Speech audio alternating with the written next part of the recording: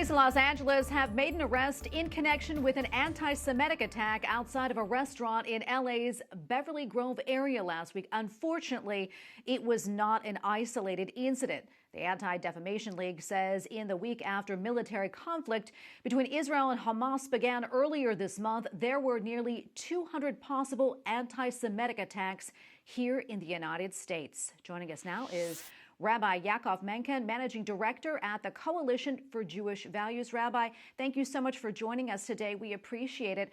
As we just mentioned, police made an arrest in an anti-Semitic attack in LA, and I understand police in New York have arrested a man in connection to a brutal attack of a 29-year-old Jewish man in Times Square. What more can you tell us about that case?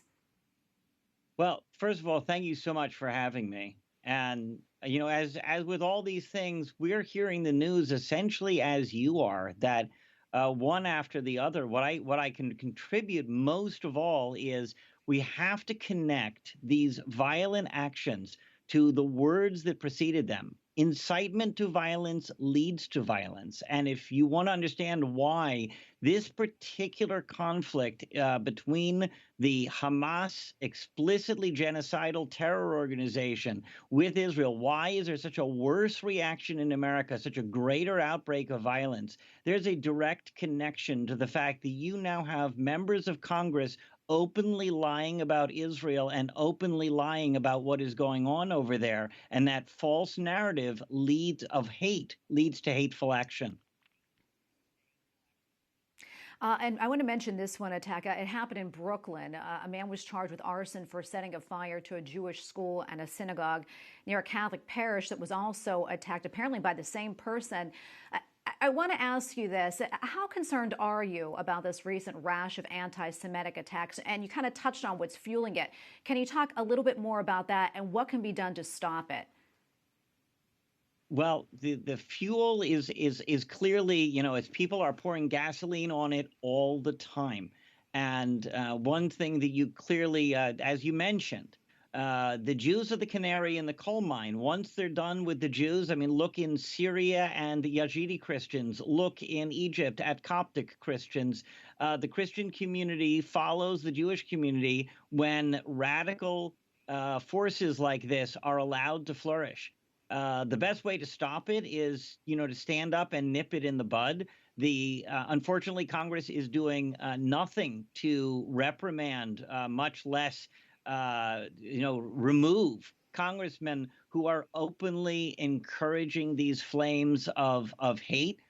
In fact, Fordham University in New York deserves tremendous credit for not allowing the Students for Justice in Palestine, which claims to be a justice organization, but actually routinely honors and they only honor terrorists and murderers and anti-Semites. That's what they do. And Fordham stood up to this hate. We also, as a community in America, have the opportunity to stand up against hate. Oh, Rabbi, I want to mention this. We have about a minute left, but I want to get to it. President Biden tweeted today, in part, quote, "The recent attacks on the Jewish community are despicable and they must stop." Besides condemning the attacks, what more do you think the White House can and should do when it comes to this type of violence? Well, I think the first mistake the White House made was to wait 5 days after these attacks happened to actually make a statement like that. And by the way, I can just imagine how the left would be reacting if Donald Trump had waited 5 days after anti-Semitic attacks like these and not made a comment. But also, the same thing happened, by the way, when he spoke to both houses of Congress. And he spoke about hate for 10 minutes, never mentioned the Jewish community, never mentioned that 4 synagogues were vandalized the previous weekend. That blind spot has to go. This idea that there's some sort of white supremacy and that Jews are white people. I mean, go look at European history. Jews are not white people.